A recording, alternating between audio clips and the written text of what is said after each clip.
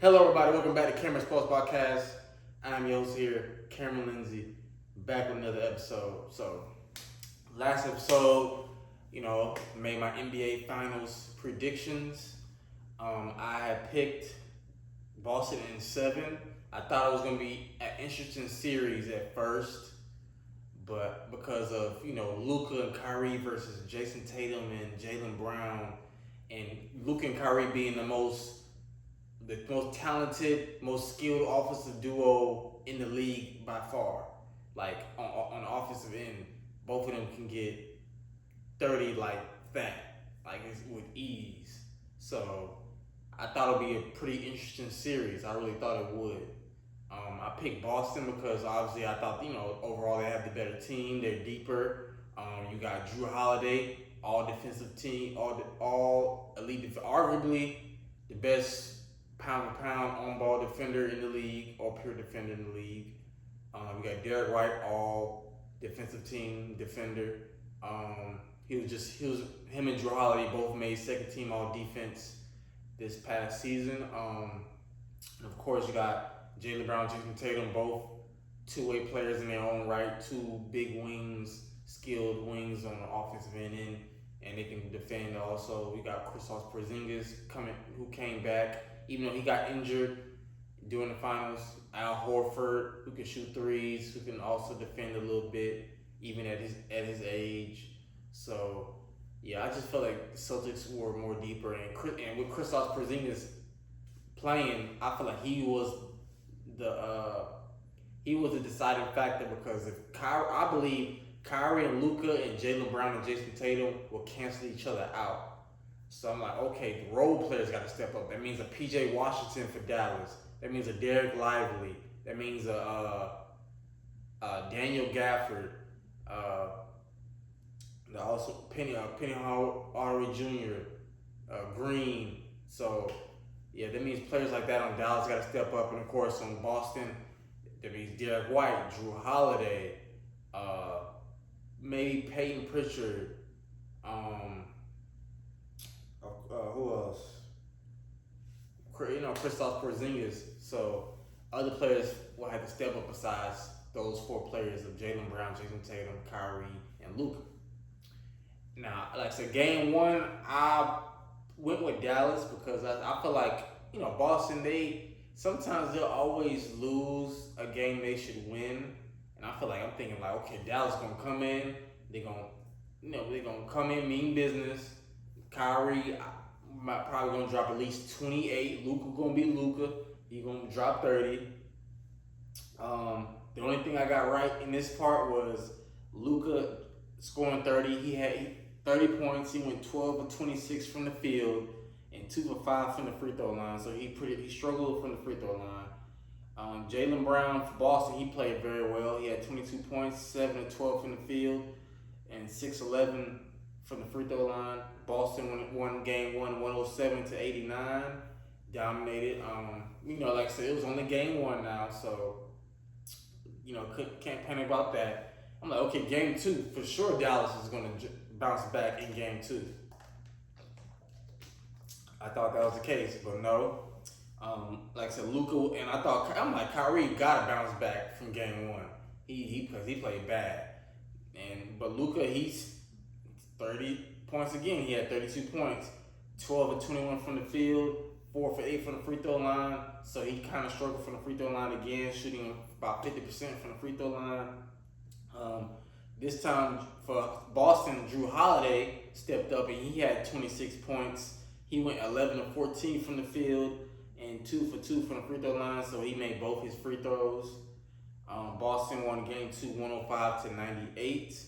This game was a little bit closer, but Boston still ended up winning. Now, back-to-back games, Boston held Dallas under 100 points. So now the series goes back to Dallas. Like, okay, they can possibly turn this series around. They have to win game 3, because for those you don't know, no team has ever come back down 3-0. It's been 3-1 because Cleveland back in 2016 with LeBron and Cleveland, LeBron and Kyrie came back 3-1 against the Warriors, against Steph, Draymond. Now, of course, Draymond getting suspended, and Kyrie hitting the shot, so it's a lot of things that go into that, but they came back 3-1. No team has ever come back 3-0. So it's very hard. So like I said, there's a difference. Any sport, baseball, Major League Baseball, hockey, there's a big difference of being down 3-0 and 2-1. When you're down 2-1, you're back in it. So like, boom, you win the next, go down 2-1, and then you win the next game after that, you're down 2-2. Or even if you lose the next game, you're down 3-1, you win the next game, you're down 3-2, you're still in it. Even though you're facing elimination, you're still in it. So, yeah, now game 3, I thought, now this game 3, they did fight Dallas, but they still again came up short. I think they was winning game 3 for the most part, but Boston ended up coming back. Now, this time Kyrie did bounce back from playing badly in the first 2 games. He had 35 points, 13 of 28 from the field. He went perfect from the free throw line, going 5 for 5.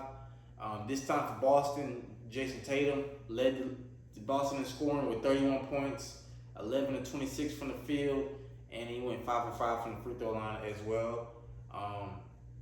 Again, it's another game. Dallas held under 100 points.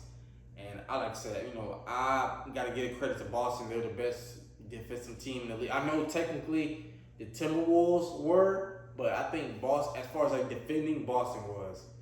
And I know they may not have a Rudy Gobert, but they play defense. Like, defense is more than just protecting the rim. It's also guarding players full court. And I've seen, like, even though Jaylen Brown didn't make an all-defensive team, he probably should have. He should have been an all-NBA. I feel like I would have took Kawhi off and put Jaylen Brown on. That's just me because I feel like Kawhi missed a lot of games, and Jaylen Brown was on the best team in the league, won 60-plus games. He averaged at least 24, 25 points per game, so I think he should have been on it. He was picking up Luka half court, stealing the ball from him, so Jaylen Brown played very well on both ends of the floor in Boston. Now, game 4, I thought it was over. I'm like, Boston's going to sweep them, but I'm like, Dallas got to win at least one game. You can't get swept. And I'm like, at this point, I'm disappointed. A lot of people are disappointed. I'm thinking the NBA Finals, this NBA Finals will be entertaining, but it was kind of boring. It was no better than last year with the Nuggets and Heat. And but this time Dallas ended up bouncing back. They won game 4, 122-84. It can happen. They couldn't miss that night. Luka had 29 points, 12 of 26 from the field, 5 of 7 for the free throw line. So he was better from the free throw line.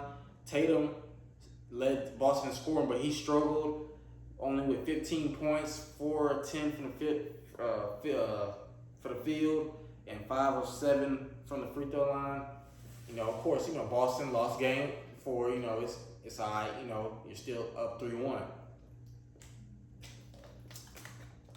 But at that point, I'm still thinking like it's over. Like it's going back to Boston. I don't know if I just don't think. I don't see Boston losing 2 games in a row in the playoffs, especially after being up 3-0. I don't see it. And like I said, Dallas, I thought they would come out to fight at least, but they didn't.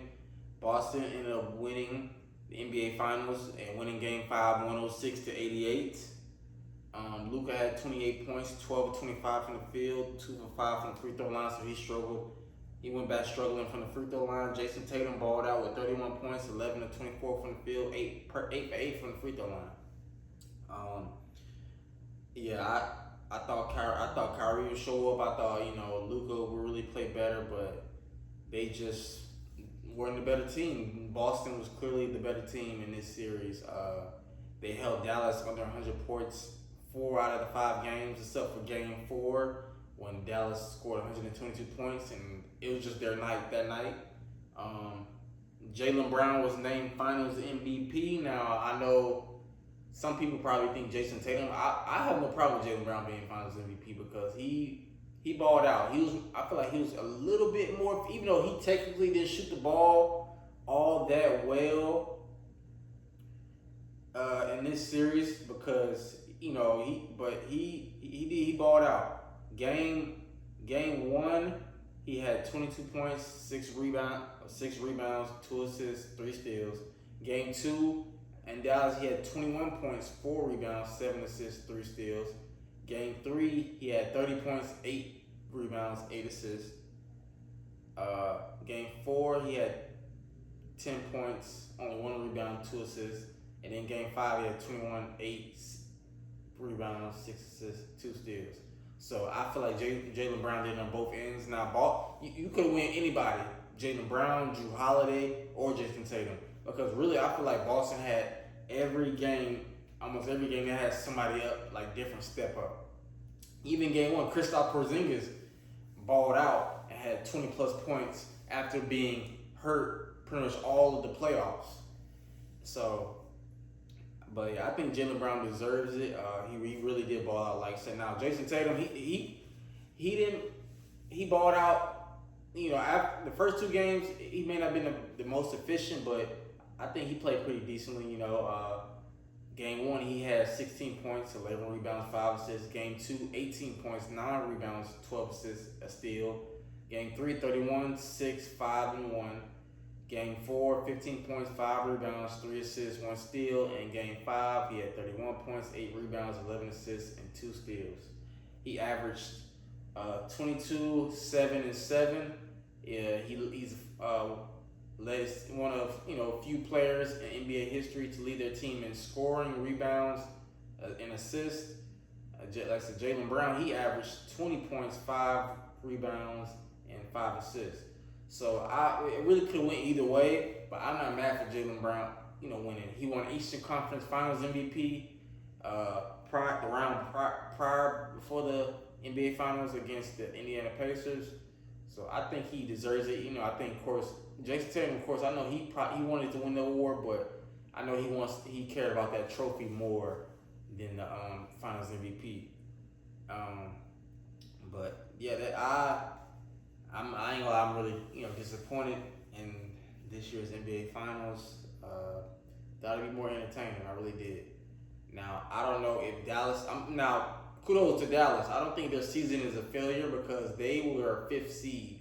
I didn't really see them making it to the NBA Finals, but now Kyrie and Luka I think Kyrie and Luka can play together. They just got to maybe get a little bit more. I like Derek Lively. I like Daniel Gafford. Them two bigs. Maybe they probably just need maybe a little bit more, like maybe a Klay Thompson. NBA free agency is just getting started now. Officially, this weekend it just started. Teams can talk to players.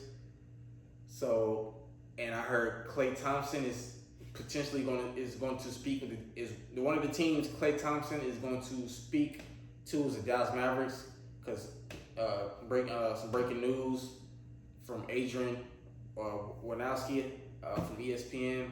Sorry if I say his name wrong. The Warriors. It looks like the Warriors are not going to bring Klay back and offer him the deal that he wants. So he's looking to test free agency.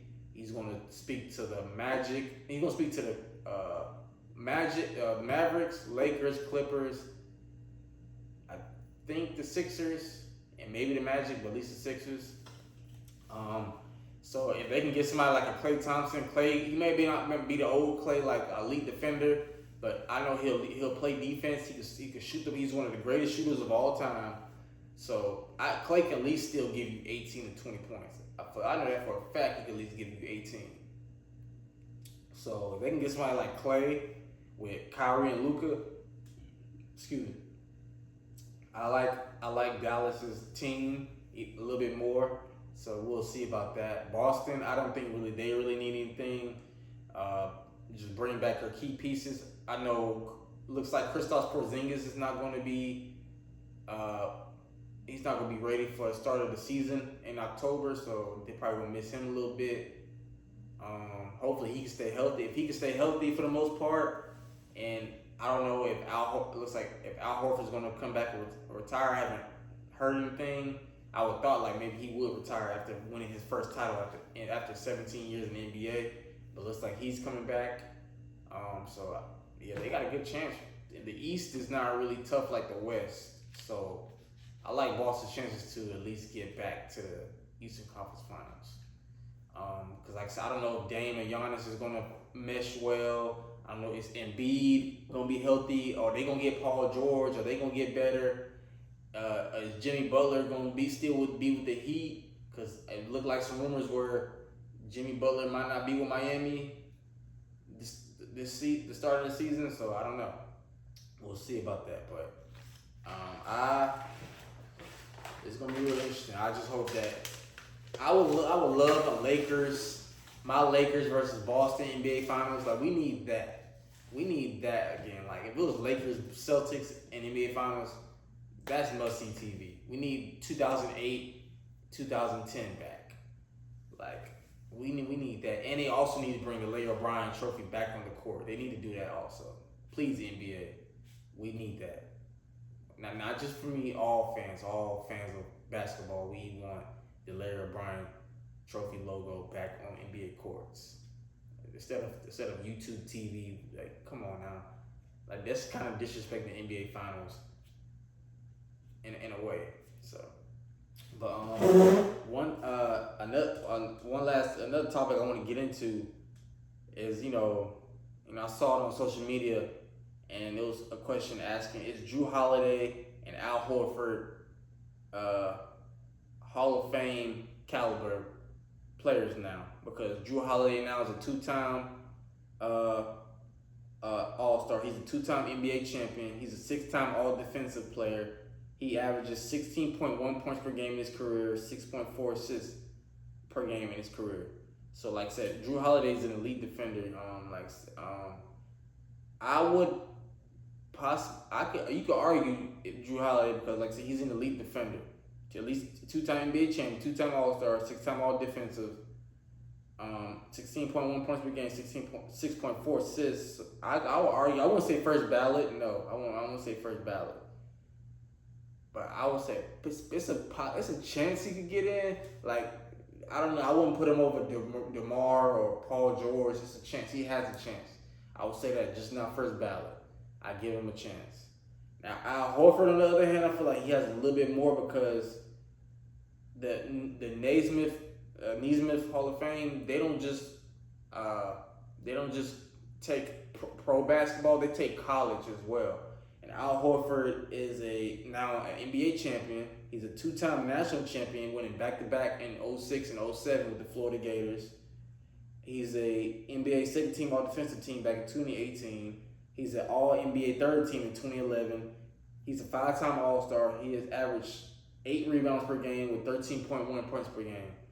So I think Al Horford has a chance. I think I would arguably he has a little, not first ballot, but a slight more chance than Jrue Holiday.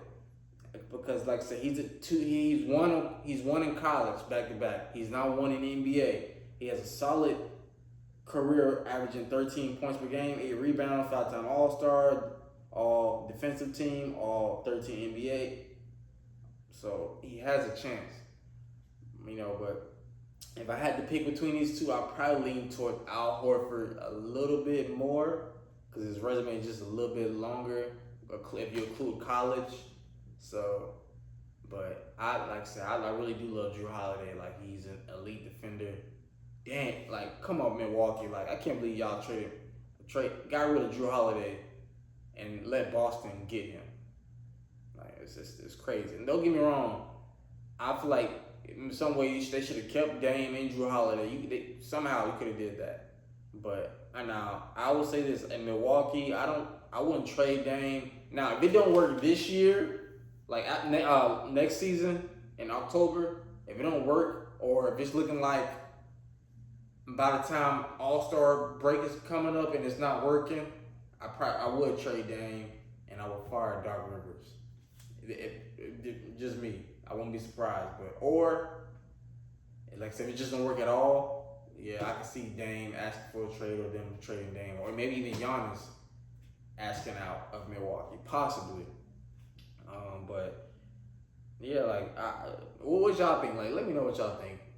Do you think Jrue Holiday and Al Horford are Pro Basketball Hall of Fame inductees? Like I said, again, Jrue Holiday's career achievements: he averaged 16.1 points per game, 6.4 assists. He's a 6-time All-Defensive Player, 2-time All-Star, a 2-time NBA champion, winning with the Bucks, and now the Celtics.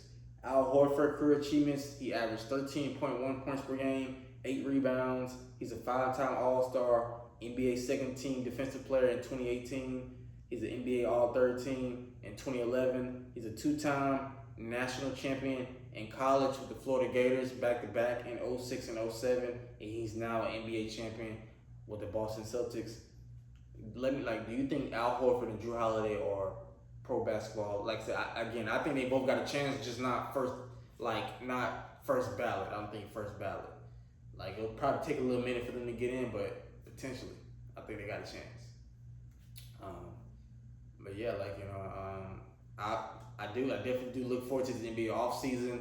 I want to see, now that the NBA Finals is over, I want to see where Paul George goes.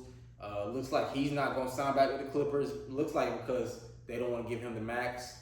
So I will, where he going to go? Is he going to go the Warriors are interested, the Sixers, the Magic. So it's going to be crazy, y'all. Stay updated. Stay tuned. And also some other news. I do look, like I said, UFC. Like I said, I'm starting trying to cover more UFC on my channel because, like I said, I'm not just one sport. Y'all know that I cover WWE, basketball, football, and this upcoming fall, I'm going to high school games, covering high school football, talking about these incredible young athletes, and watching them. Even though my dreams don't work out, I pray that each high school, regardless of what level of college they do, works out for them. So and yeah, I just love sports. I love, especially football. So, but yeah, I'm gonna be covering that. And of course, NHL. Baseball season now. So I got a lot of stuff I can talk about, and I got potential new guests I can bring on my podcast. I'm networking behind the scenes a little bit, and I look forward to that. Also, I got it. Like I said, I got this laptop. I got a camera. Now, this was with my phone, but I'm very soon gonna start editing my videos and recording with my camera that my lovely girlfriend has got for me as a gift for my graduation from Columbus State University. I just got this one online class I'm finishing up, and I will officially receive my Bachelor of Arts in Communications degree in Integrated Media Concentration. Like I said, my ultimate goal is to be a sports journalist / analyst for companies like ESPN, Fox Sports, ESPN, Fox Sports, NFL Network, MLB, NHL, WWE, any of those companies. But mainly football, of course. But I'm chasing my dreams, and I'm proud of what I'm doing. This is my podcast. This is our podcast, and I'm growing it from the ground up. So, but I appreciate each and every one of y'all that tune in into Cameron Sports Podcast. I really do. Like I said, make sure to subscribe, share, tell anybody, tell a friend, you might be walking somewhere, tap them on the shoulder. Hey, can you subscribe to Cameron Sports Podcast and support them? Do that. And also, I got social medias. When I start editing my videos, I'll try to, get y'all to follow me on my social media channels. But for now, at least subscribe to this channel. I appreciate each and every one of y'all tuning in to another episode of Cameron Sports Podcast. I'm never gonna stop these. This is my, this is our channel, not just my channel, our podcast. So, but I'll catch y'all next time. Tune in very soon.